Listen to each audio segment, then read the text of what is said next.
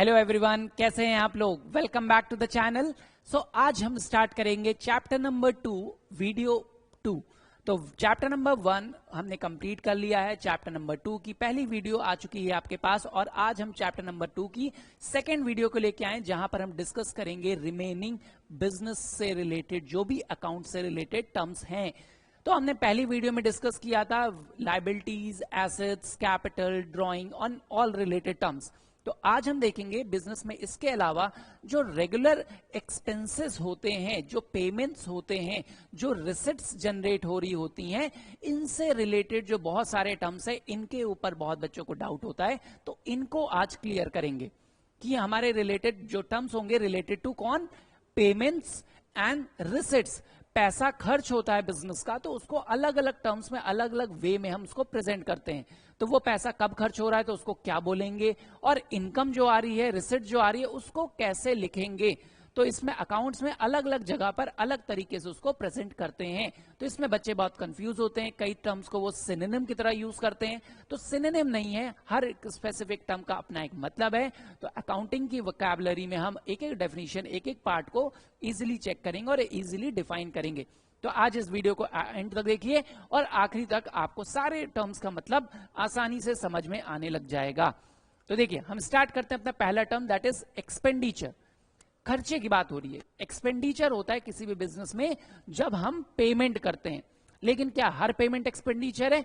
ऐसा नहीं है। तो ये एक्सपेंडिचर क्या है? एक्सपेंडिचर होते हैं वो पेमेंट्स, वो खर्चे हमारे जो हम कब करते हैं, किसी भी एसेट को एक्वायर करने के लिए या किसी गुड्स और सर्विस को लेने के लिए। तो कोई भी बिजनेस जब किसी एसेट को एक्वायर करने के लिए या किसी भी गुड्स और सर्विस को अवेल करने के लिए खर्चा करता है तो दैट इज कॉल्ड एक्सपेंडिचर। क्या कहलाता है? एक्सपेंडिचर। कब करता है? किसी एसेट को एक्वायर करने के लिए, किसी प्रॉपर्टी को लेने के लिए या गुड्स और सर्विस को परचेज करने के लिए हम ये खर्चे करते हैं। तो वो खर्चा कहलाएगा कैपिटल मतलब expenditure of the business. Now expenditures can further be divided into 3 parts. आप देख रहे हो 3 तरीके एक्सपेंडिचर होते हैं, इनको क्लासिफाई करेंगे कैसे? Capital expenditure, revenue expenditure and deferred revenue expenditure. अब इनको देखते हैं क्या होते हैं कैपिटल एक्सपेंडिचर, रेवेन्यू और डेफर्ड। कैपिटल एक्सपेंडिचर वो एक्सपेंडिचर होते हैं जो बिजनेस करता है अपने एसेट्स को बढ़ाने के लिए। दैट मींस ऐसा कोई भी खर्चा जिसके वजह से फर्म के एसेट्स बढ़ जाएं। क्या हो जाएं? ऐसा कोई भी खर्चा जिनकी वजह से फर्म के एसेट्स इंक्रीज हो जाएं तो वो कैपिटल एक्सपेंडिचर कहलाते हैं। दूसरी खास बात क्या होती है कि ये एक्सपेंडिचर जो होंगे वो कभी कदार होंगे। These are non recurring in nature. Non recurring का मतलब, नॉन रेकरिंग इन नेचर का मतलब होता है नॉन रेपिटेटिव। ये लगातार नहीं होते, हर महीने हर हफ्ते आप ये खर्चे नहीं करोगे। जैसे आप कोई भी एसेट एक्वायर करते हो, बिजनेस ने एक प्लांट मशीनरी खरीदा, फर्नीचर परचेज किया, तो इन सारे खर्चे की वजह से क्या होता है, बिजनेस का कोई एसेट बढ़ रहा है, लेकिन क्या इनको हम रेगुलर कर रहे हैं? नहीं, ऐसे कोई भी खर्चे रेगुलर नहीं होते। जैसे आप एग्जांपल देखिए तो परचेज, आप क्या चीज कर रहे हो? परचेज ऑफ प्लांट, मशीन या फर्नीचर। तो ये क्या होते हैं? आपके कैपिटल एक्सपेंडिचर्स हैं। क्या कहलाते हैं? Capital expenditure. क्यों? कि ऐसे कोई भी खर्चा जिसकी वजह से फर्म के एसेट्स बढ़े, तो उस एसेट को एक्वायर करने के लिए अगर आप कोई भी खर्चा कर रहे हो तो वो क्या कहलाएगा? कैपिटल। अब कैपिटल नेचर का है कैपिटल एक्सपेंडिचर, तो कभी कदार होगा, रेगुलर नहीं होगा। क्यों नहीं होगा? क्योंकि आप हर दिन हर महीने तो परचेज नहीं करोगे प्लांट मशीनरी एसेट्स। ठीक है, तो ये कहलाते हैं कैपिटल एक्सपेंडिचर बिजनेस के। अकाउंटिंग के टर्म में अगर हम रेवेन्यू एक्सपेंडिचर की बात करें तो ऐसा कोई भी खर्चा जो कि रेवेन्यू नेचर का है। रेवेन्यू नेचर का मतलब इनके वजह से कभी फर्म के कोई एसेट्स में बढ़ोतरी या घटोतरी नहीं होती। दैट मींस इनकी वजह से फर्म पे कोई चेंज नहीं आ रहा होता। ये बिजनेस के रेगुलर पेमेंट्स होते हैं। They do not create no effect, हम बोलेंगे इसको इफेक्ट ऑन एसेट्स। ऐसा कोई भी खर्चा बिजनेस का, ऐसा कोई भी पेमेंट, ऐसा कोई भी रेगुलर एक्सपेंस जिनकी वजह से किसी भी एसेट पर अफेक्ट नहीं पड़ता। हमारे जो फिक्स एसेट थे जितने थे वैसे ही रहेंगे, उनके ऊपर ज्यादा कोई अफेक्ट नहीं होगा। और ना ही उनकी मतलब उनको हम सोल्ड कर रहे हैं, ना ही उनको हम कम करते। तो ऐसा कोई भी खर्चा जो कि रेगुलर नेचर का है हमने ऐसा किया है और जिसकी वजह से हम एसेट एक्वायर नहीं कर रहे हैं। अगर कोई भी खर्चा हमने किया एसेट का एक्वायर करने के लिए वो एक्सपेंडिचर है और वो कैपिटल नेचर का हो गया। लेकिन अगर हम कोई खर्चा करते हैं, जैसे कोई सर्विस लेने के लिए किया, तो हमने क्या लिया, सर्विस लेने के लिए अपने एम्प्लॉय को सैलरी पे कर रहे हैं, हम वहां पर काम कर रहे हैं, रेंट पे हमने एक प्रॉपर्टी ली है अपना बिजनेस रन करने के लिए, तो उसका रेंट पे कर रहे हैं, इलेक्ट्रिसिटी बिल पे कर रहे हैं, तो ये सारे एक्सपेंडिचर क्या हो जाएंगे, क्या कहलाते हैं, ये रेवेन्यू एक्सपेंडिचर। तो रेवेन्यू एक्सपेंडिचर क्या है, जैसे सैलरी आपने पे की और क्या पे किया, रेंट पे किया। और दूसरी चीज इसकी खास बात आप देखेंगे कि ये जो खर्चे थे कैपिटल एक्सपेंडिचर होते थे वो होते थे नॉन रेकरिंग नेचर के, कभी कदार होते हैं। लेकिन ये जो पेमेंट हैं, ये जो एक्सपेंसेस होते हैं, रेवेन्यू जो आपके रेवेन्यू एक्सपेंसेस हैं, ये रेकरिंग नेचर के होते हैं। रेकरिंग नेचर मतलब लगातार रिपीट हो रहे हैं, हर महीने, हर हफ्ते या हर साल आप करते रहोगे इन खर्चों को। अब रेवेन्यू और कैपिटल में डिफरेंस समझना है। ऐसा खर्चा देखिए, एक्सपेंडिचर जो कि एसेट्स को इंक्रीज करेगा, हम एसेट को खरीदने के लिए बढ़ा रहे हैं, तो वो कहलाता है कैपिटल एक्सपेंडिचर। लेकिन अगर ऐसा कोई भी खर्चा है जिनका हम करते तो रेगुलर है, लेकिन एसेट के लिए नहीं कर रहे हैं, हम सर्विसेज या गुड्स को एक्वायर करने के लिए कर रहे हैं, आप परचेज करते हो, सैलरी पे करते हो, तो ये सारे क्या है, रेवेन्यू एक्सपेंडिचर है।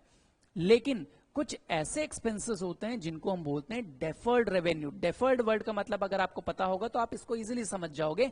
डेफर्ड का मतलब होता है फ्यूचर, और फ्यूचर से रिलेटेड एक्सपेंस, यानी ऐसा कोई भी रेवेन्यू एक्सपेंडिचर, देखिए इसमें रेवेन्यू वर्ड भी एडेड है, तो रेवेन्यू मतलब ये रेगुलर तो होते हैं, ऐसा कोई भी पेमेंट जो कि आप रेगुलर करो और इसके बदले में आपको कोई एसेट एक्वायर नहीं हो रहा, ठीक है, रेगुलर भी कर रहे हो, कोई गुड सर्विस भी नहीं है, डायरेक्टली मिल रही है, तो ऐसा कोई भी एक्सपेंस जो कि है रेवेन्यू नेचर का, लेकिन उसका बेनिफिट आपको फ्यूचर तक मिलेगा, यानी लॉन्ग टर्म बेनिफिट आप डिराइव करोगे, तो वो कहलाते हैं डेफर्ड रेवेन्यू एक्सपेंडिचर।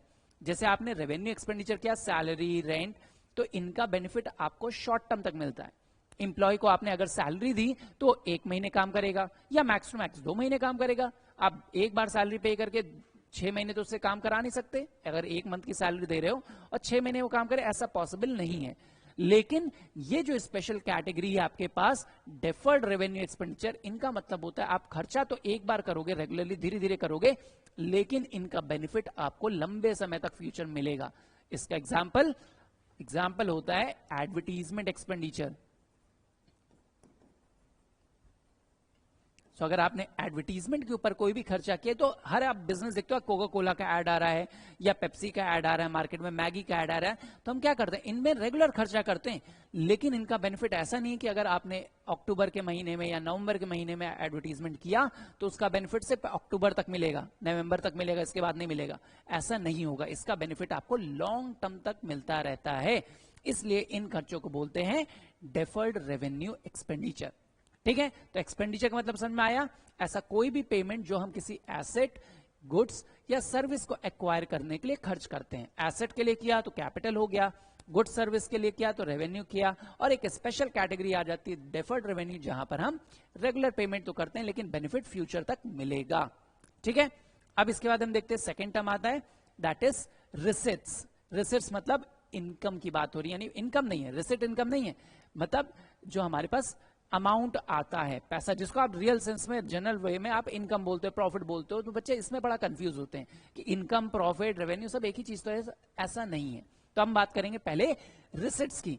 तो रिसिट्स क्या है, जब हम कोई भी गुड्स या सर्विस के बदले में हम अमाउंट रिसीव करते हैं, ऐसी कोई भी इनकम जो कि एसेट्स को कम करने से हो या सर्विस के बिहाफ में हमें मिल रही हो, तो वो कहलाएंगी रिसिट्स। रिसिट्स, अब जैसे एक्सपेंडिचर था, इनको भी 2 पार्ट में क्लासिफाई किया गया है, कैपिटल रिसिट्स और रेवेन्यू रिसिट्स। अब कैपिटल रिसिट्स क्या होती हैं, इसका मतलब भी जैसे अभी कैपिटल एक्सपेंडिचर था, ऐसी कोई भी रिसिट्स जो कब आ रही हो आपके पास, कोई भी इनकम जो आपके पास पैसे आ रहे हो, कब आ रहे हो, किसी भी एसेट के कम होने की वजह से, एसेट्स कम हो रहे हो उनकी वजह से पैसा आए, या लाइबिलिटीज के बढ़ जाने से पैसा आ जाए अगर आपके पास,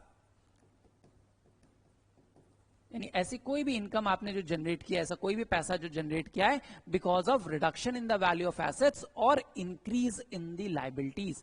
जैसे आपने लोन ले लिया, तो लोन से आपके पास पैसे आए, ये किस टाइप का है, कैपिटल रिसिट है। क्यों? क्योंकि इसकी वजह से फर्म की कैपिटल पे इफेक्ट पड़ेगा, उसकी लाइबिलिटीज बढ़ जाएंगी। आपने एसेट्स को बेच दिया, तो एसेट्स को बेचने से जो पैसा आया वो भी आपके पास पैसा आया। और एक मैंने फीचर आपको बताया था कि जो भी रेवेन्यू कैपिटल नेचर के एक्सपेंसेस या रिसिट्स होंगे वो किस टाइप के होंगे? Non recurring.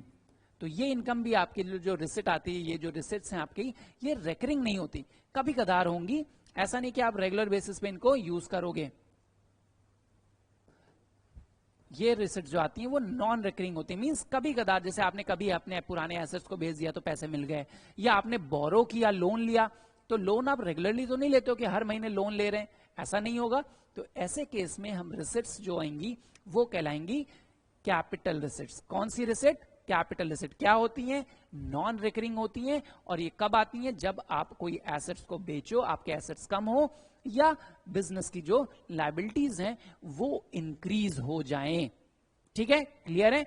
रेवेन्यू रिसिट्स क्या होती है? Revenue receipts on the other hand are those receipts which do not create any liabilities, कोई फर्म के ऊपर बर्डन नहीं क्रिएट करती और ना ही किसी एसेट्स वगैरह को कम करती हैं। ये जनरल रिसिप्ट होती हैं, रिसिट्स होती हैं जो आप अपने गुड्स या सर्विस के बदले में जनरेट करते हो। जैसे आपने कहा भाई रेंट मिला आपको, रेंट रिसीव्ड हो रहा है अगर आपके पास, कमीशन मिल रहा है आपको कहीं से, बिजनेस को अपनी सर्विस प्रोवाइड करने पे कमीशन मिलता है, या इंटरेस्ट मिल रहा है, इंटरेस्ट रिसीव हो रहा हो, तो ये जो रेगुलर इनकम्स हैं ये फर्म के लिए क्या है? एक रेगुलर सोर्स ऑफ मनी है।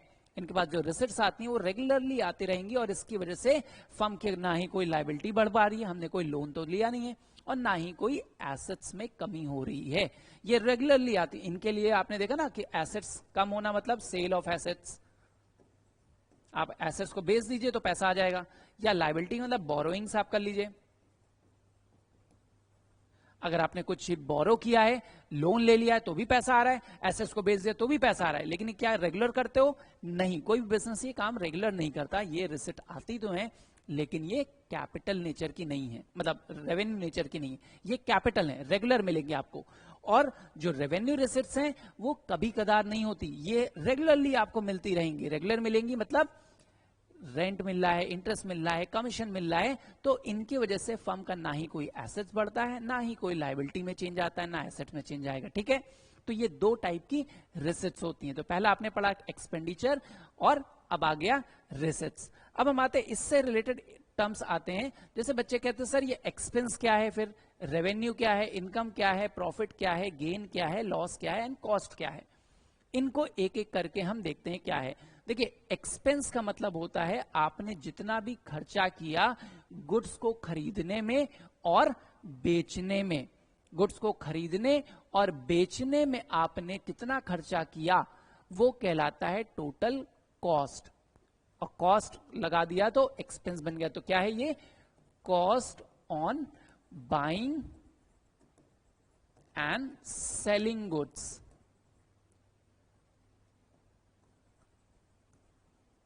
एक्सपेंसेस हमारे क्या होते हैं? किसी भी गुड्स को खरीदने में या बेचने में आप टोटल कितना खर्चा कर रहे हो वो कहलाएगा उसका एक्सपेंस। जैसे आपने एक मशीन खरीदी, उस पे कैरेज पे किया, ऑक्ट्रॉय पे किया, चार्जेस पे किए, टैक्सेशन पे किए, कस्टम ड्यूटी पे की, तो इन सबको मिला के आपने जितना खर्चा किया वो कहलाएगा आपका एक्सपेंस। ठीक है, इसी में आपका, इस एक्सपेंस में ही आपका बन जाता है कॉस्ट ऑफ गुड्स सोल्ड। जो कॉस्ट ऑफ गुड्स सोल्ड होता है वो आपका एक्सपेंस है, गुड्स को बेचने में आपने कितना खर्चा किया। ठीक है, तो एक्सपेंस मतलब आपने किसी भी गुड्स को परचेज और सोल्ड करने में, बिजनेस अपने गुड्स को जो परचेज करता है उसमें कितना खर्चा कर रहा है और बेचता है तो उसमें टोटल कितना खर्चा हो रहा है, तो वो कहलाता है टोटल एक्सपेंस।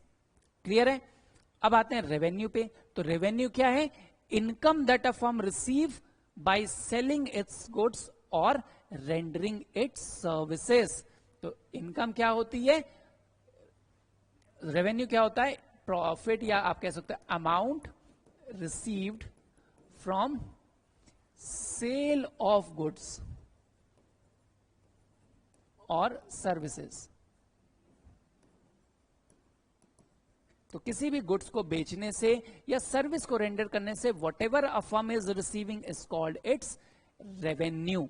तो एक्सपेंस क्या हो गया, टोटल खर्चा आप कितना कर रहे हो गुड्स को परचेज करके बेचने में, और रेवेन्यू क्या है, उसी गुड्स को बेचने से जितना पैसा मिल रहा है, सर्विस देने से जितना पैसा मिल रहा है, वो आपका रेवेन्यू हो गया। ठीक है, अब इनकम क्या होती है, अब इनकम अगर आप देखोगे तो इनकम कहलाता है excess of revenue over expenses. आपने इनकम का अगर फॉर्मूला वाइज देखेंगे तो इनकम क्या कहलाती है, भाई कितना रेवेन्यू ज्यादा रिसीव कर रहे हैं ओवर माई एक्सपेंसेस। अब जैसे आपने 500 रुपए का एक गुड्स खरीदा, उस पे 200-300 रुपए खर्च किए तो टोटल 800 रुपए खर्च हो गए, और उसी गुड्स को आप 1000 रुपए में बेच रहे हो, तो 1000 रुपए आपका रेवेन्यू हो गया, 800 रुपए आपने खर्चा किया तो 800 रुपए हो गया, सॉरी 800 आपके एक्सपेंसेस हो गए, तो आपका जो इनकम निकला वो निकला 200 रुपए।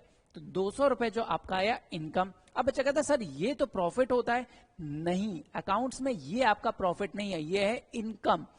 प्रॉफिट क्या होता है, it is the sum total of income, कि अगर आपका साल भर का प्रॉफिट की बात करें तो टोटल एक्सपेंस कितना था पूरे साल भर का, पूरे अकाउंटिंग पीरियड में, एक अकाउंटिंग पीरियड में टोटल एक्सपेंस कितना था, माइनस कर दीजिए इसमें से एक साल भर की टोटल इनकम कितनी थी, मतलब एक्सपेंस को उल्टा कर दिया हमने, एक्सपेंस और रेवेन्यू का जो डिफरेंस है, टोटल रेवेन्यू माइनस कर दीजिए टोटल एक्सपेंस कितना था पूरे साल का,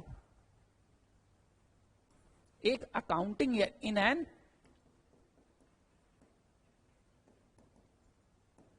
अकाउंटिंग ईयर। तो पूरे एक साल में, एक अकाउंटिंग पीरियड में, जो भी पीरियड हो, अकाउंटिंग ईयर हो या 6 मंथ्स का अकाउंटिंग पीरियड हो, तो पूरे पीरियड में आपने टोटल कितना खर्चा किया और टोटल कितनी रेवेन्यू आई, उसका डिफरेंस जो निकलेगा वो आपका प्रॉफिट या लॉस कहलाएगा।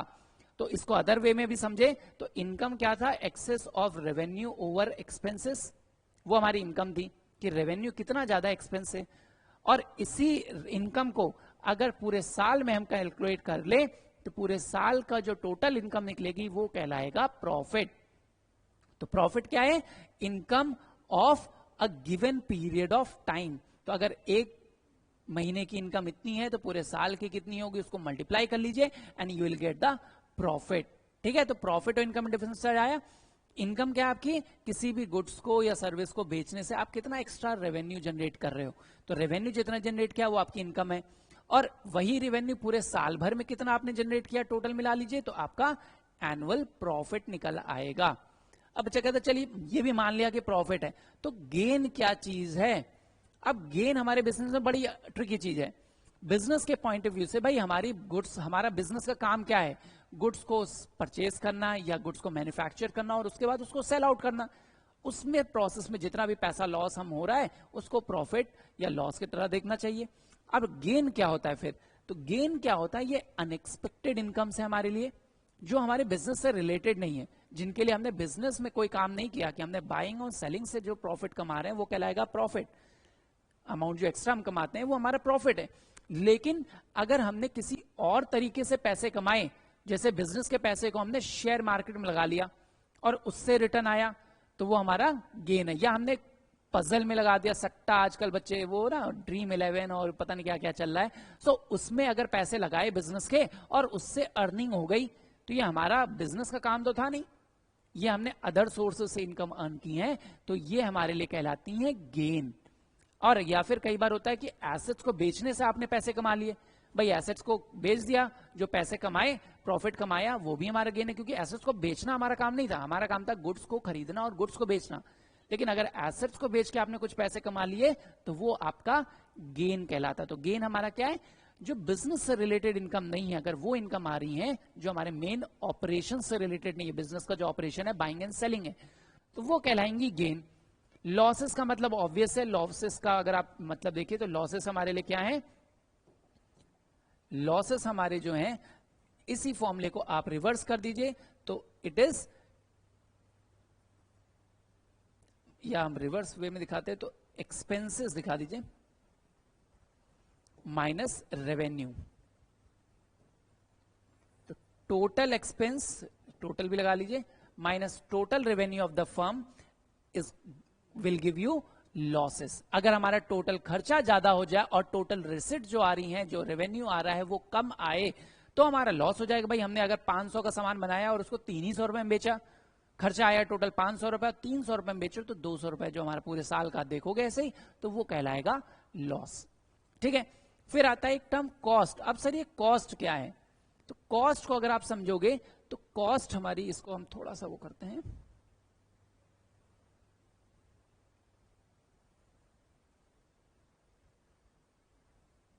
ठीक है, तो हम ऊपर इसको ले जाते हैं कॉस्ट। एक सेकेंड, हाँ कॉस्ट देखिए, तो कॉस्ट क्या होता है? कॉस्ट का मतलब होता है किसी भी गुड्स को मैन्युफैक्चर करने में कितना पैसा लगा। कॉस्ट आप पढ़ते हो, कॉस्ट ऑफ प्रोडक्शन आपने देखा ना, तो किसी भी गुड्स को अगर हम मैन्युफैक्चर कर रहे हैं तो उसमें टोटल कितना खर्चा लग रहा है। तो टोटल खर्चा कितना लगता है? दो वे में आप देखोगे भाई, एक तो आपने जितना मॉनेटरी खर्चा किया, ठीक है, जिसको बोलते हैं मॉनेटरी एक्सपेंसेस, और प्लस हम करते हैं नॉन मॉनेटरी या इम्प्लाइड, इसको बोलते हैं आप इम्प्लाइड वैल्यूज। इन दोनों का सम टोटल करोगे तो आपका कॉस्ट आता है। अब इम्प्लाइड वैल्यू सर क्या है? भाई किसी गुड्स को बनाने में, मान लीजिए आप अपनी बेकरी में रन करते थे, केक बनाते थे, तो केक बनाने के लिए आपको जितना भी मटेरियल, रॉ मटेरियल लगा, इलेक्ट्रिसिटी लगी, जितना भी आपने खर्चा किया वो हो गया मॉनेटरी एक्सपेंसेस। लेकिन वहां पर कई बार होता है कि भाई अवन जो था वो मेरे घर का था, या जो बेकरी है वो मेरी जमीन पे खुली हुई है, तो मेरे को रेंट नहीं देना पड़ रहा, या अवन खरीदना नहीं पड़ा, मेरे घर से मैं ले आया था। तो ऐसे में इनकी एक एस्टिमेटेड वैल्यू काउंट करके हम कॉस्ट में जोड़ते हैं। भाई ये भी तो खर्चा है, अब मैंने अपनी जेब से किया, अपने घर से लेके आया, तो उसमें मेरा क्या कसूर? अगर मैं मार्केट में कर रहा होता या परचेज करना पड़ता मेरे को, तो इसका रेंट या इसके चार्जेस पे करने पड़ते, तो उसकी भी एक एस्टिमेटेड वैल्यू को ऐड करते हैं, तो वो बन जाता है हमारा कॉस्ट। तो कॉस्ट क्या है? किसी भी गुड्स को बनाने का खर्चा। ठीक है, तो एक बार फिर से इनको देखते हैं। भाई हमारे पास लॉसेस थे, लॉसेस क्या थे? अगर हमारा खर्चा बिजनेस में ज्यादा हो जाए और रिसिट्स, हमारी जो इनकम आ रही है, जो रेवेन्यू आ रहे हैं, वो अगर कम हो जाए तो हमारा लॉस है। लॉस एक और सेंस में होता है भाई, कि कई बार गुड्स हमारे लॉस हो गए फायर से या थेफ्ट से, तो अगर किसी भी नेचर में हमारा कोई भी गुड्स का लॉस होता है और जिससे हमको कोई बेनिफिट डिराइव नहीं हो रहा, ऐसा कोई भी पेमेंट, ऐसा कोई भी एक्सपेंस जिससे हमें रिटर्न में कुछ बेनिफिट ना मिले, तो वो भी हमारे लिए लॉस है। जैसे loss by theft, loss due to fire, भाई इससे हमारा गुड्स तो जा रहा है लेकिन क्या हमको उसका बेनिफिट मिल रहा है? No, we are not receiving any benefit, तो वो भी लॉस है। और एक लॉस मॉनेटरी लॉस होता है कि आपके खर्चे ज्यादा हो जाए और इनकम कम आ जाए, रिसिट्स कम आ जाए, पेमेंट ज्यादा हो जाए। ठीक है, आपने देखा गेन्स क्या थे? गेन हमारे क्या है? जो आप अनएक्सपेक्टेडली अर्न करते हो, और ये बिजनेस से रिलेटेड इनकम नहीं होती, ये नॉन ऑपरेटिंग इनकम्स का पार्ट होती है। ठीक है, इसको अगर हम और नीचे करते हैं तो हमारे पास था प्रॉफिट्स। प्रॉफिट्स क्या थे हमारे? जो कि हमारा एनुअल, एक एनुअल या अकाउंटिंग ईयर के अंदर हमने टोटल कितनी इनकम जनरेट की, वो हमारा प्रॉफिट। यानी टोटल एक्सपेंसेस अगर हमारे टोटल रेवेन्यू से कम हो जाएं, जितना एक्स्ट्रा टोटल रेवेन्यू हम जनरेट करेंगे वो हमारा प्रॉफिट है। इनकम क्या था? एक्सपेंस का कम हो जाना रेवेन्यू से। रेवेन्यू जितना ज्यादा है, एक्सपेंस कम है, तो जो excess of revenue over expenditure या expenses is called your revenue. आपने एक्सपेंस पढ़ा, तो एक्सपेंस का मतलब था गुड्स को परचेज करने में और उसको सेल करने में टोटल कितना हम खर्चा करते हैं, वो हमारा एक्सपेंस है।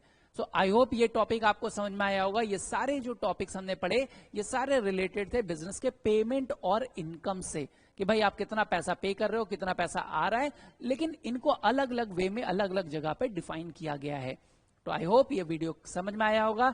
बाकी के बचे के टर्म को लेके हम नेक्स्ट वीडियो बनाएंगे। Till then keep studying and bye bye.